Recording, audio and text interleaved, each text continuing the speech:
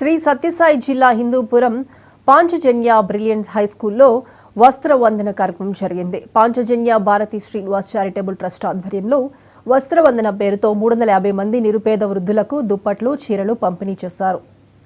సమాజంలో ప్రతి ఒక్కరూ వృద్ధుల కోసం, పేదల కోసం సేవలు అందించాలని, చదువుతో పాటు సామాజిక సేవా దృక్పథాన్ని అలవర్చుకోవాలని యువతకు సూచించారు. ఇది కాకుండా లాస్ట్ ఇయర్ కూడా మనం 250 మందికి ఇచ్చాము. ఇవాళ 350 మందికి చీరలు, చలికాలం కాబట్టి దుప్పట్లు ఇస్తున్నాము. ఆ చీరలోనే జాకెట్ పీస్ కూడా ఉంది. దయచేసి మీరు ఇంటికి పోయాక మీ కోడలకో మీకు కూతురులకో ఇవ్వద్దండి. మీరు వాడేదానికనే మనం నేను ఇక్కడ అరేంజ్ చేయడం పాంజన్య భారతి శ్రీనివాస్ చారిటబుల్ ట్రస్ట్. ఇది కాకుండా లాస్ట్ ఇయర్ కూడా మనం 250 మందికి ఇచ్చాము.